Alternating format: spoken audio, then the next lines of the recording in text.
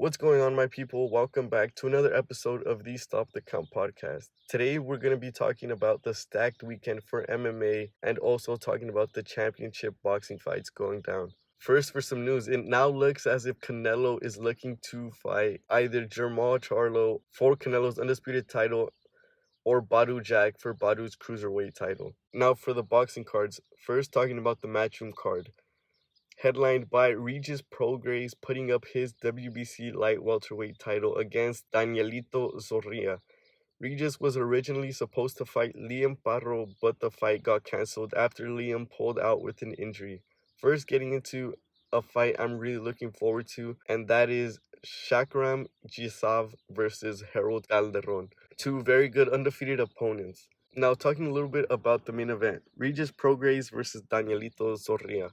I'm going to be completely honest, and watching how Zorrilla performed against Arnold Barboza makes me pretty confident in saying there's no way he beats Regis, so I'll be picking Regis by decision.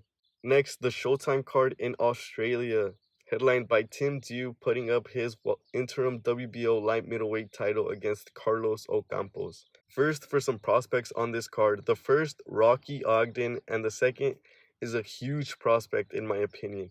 That is Vegaslarfield. Now, for the main event, Timtszyu versus carlosocampos. I'm not going to be breaking down the two fighters, but I would like to talk about them a little bit. First, carlosocampos. He has a record of 35 wins, 2 losses, with his 2 losses coming to the best of the division, really, in Sebastian Fondura and Earl Spence Jr. But he hasn't had a win against the premier opponent. For Timtszyu, he has a record of 22 wins, 0 losses. His last fight was a good fight. I thought he was going to lose, but oh, was I wrong.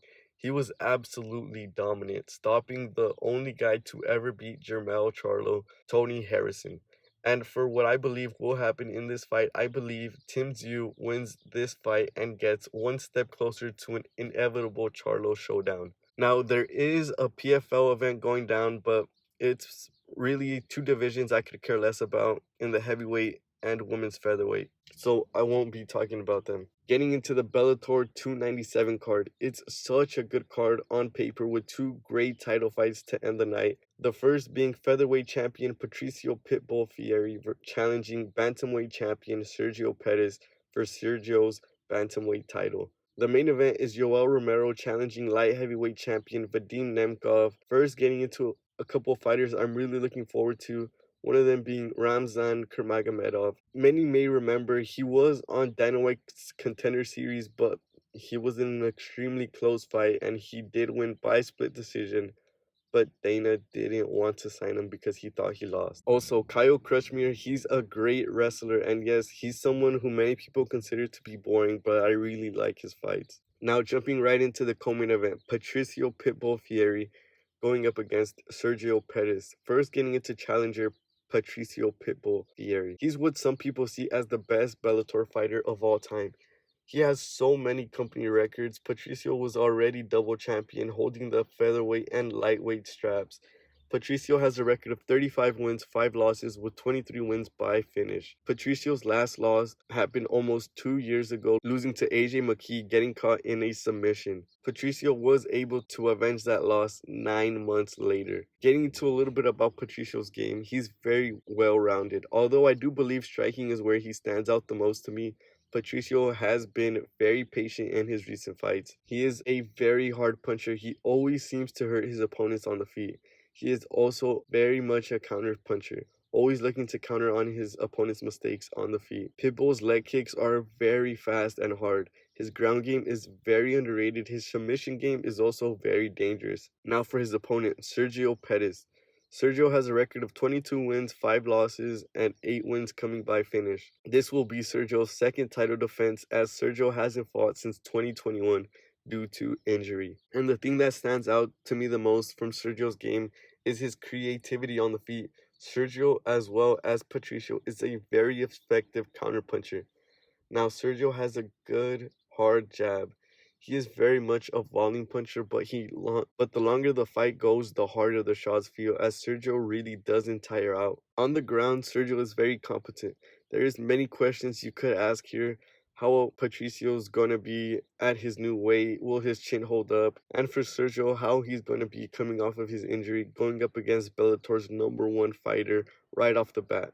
How will Sergio take the shots from a physically stronger fighter, as Sergio does get hit with really clean shots? Now, for who I have winning, I believe Patriciopitbull will come out victorious. I just feel Pitbull is just so much stronger and will get a knockout. For the main event, Vadimnemkov putting up his light heavyweight title against yoelromero. First getting into the challenger, yoelromero. Yoel has a record of 15 wins, 6 losses, with 13 of his wins coming by knockout. Yoel was a former UFC title challenger as well as an Olympic silver medalist in wrestling representing Cuba. Yoel is 46 years old and is still fighting at a very high level. Yoel is very patient to start off his fight. Although he is very good on the ground, he really doesn't want to be on the ground. He'd rather make his fights a fight on the feet. Everything Yoel throws is hard. Now, getting into champion Vadimnemkov, the protege of one of the best heavyweights to ever fight, Fedor Emelianenko. Vadim has a record of 16 wins, 2 losses, and 1 no contest against Corey Anderson, who is also fighting on this card. 13 of Vadim's 16 wins have came by finish. Just for some information, Vadim's first loss came to former UFC champ Yuri Prochazka. Getting into Vadim's game, he's very good on the feet. He throws very strong low kicks.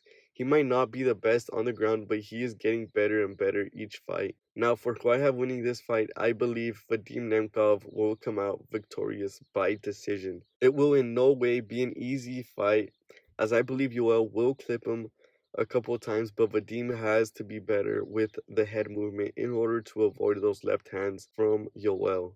Finally, talking about the UFC fight night, Marvin Vettori versus jaredcannonier. This is a very top-heavy card, in my opinion, but for a couple fights I'll be looking forward to. The first being Kyung Ho Kang facing up-and-comer cristianquinonez. The next fight I'll be looking forward to is alessandrocosta versus Jimmy Flick. Although the fighter I'm most excited for is armantsarukyan. In my opinion, probably the future of the lightweight division in the UFC right now. Now, for the main event, Marvin Vettori versus jaredcannonier. First, getting into Marvin Vettori. Marvin has a record of 19 wins, 6 losses, and 1 draw. 11 of his wins have came by finish, and his latest win coming in March, which was a decision against Roman Dolidze. Marvin has still only lost against the best middleweights in the UFC in the last 6 years. Getting a little into Marvin's game, Marvin prefers to keep his fights on the feet, but when he has to, he will shoot for a takedown, and more often than not, he will land it. Marvin does have a good top game, but we rarely see it. Marvin has never been finished in his career before. He has taken some very hard shots from some very hard-hitting opponents. In Marvin's last fight against Dolidze, he was really using his leg kicks more than in his previous fights. Now for his opponent, jaredcannonier. Jared has a record of 16 wins, 6 losses, with 12 of his wins coming by finish. Since his move down to middleweight, he has also only lost to the top 2 guys in Israel Adesanya and Robert Whittaker. It was in his time spent at light heavyweight that he had his worst time with the promotion. But even then, at light heavyweight, 3 out of his 4 losses were to Glover Teixeira, Jan Blachowicz, and a pre-John Jones Dominic Reyes. Now, getting into Jared's game, Jared as well as Marvin will always look to keep the fight on the feet.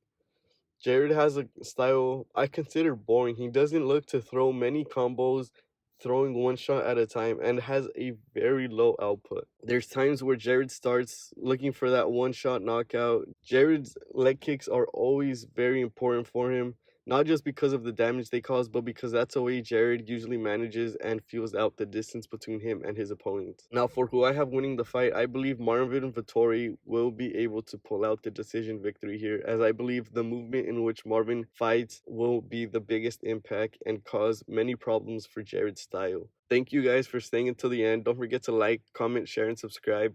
Also, follow me on Twitter at StopTheCount10. See you next week as we talk about what went down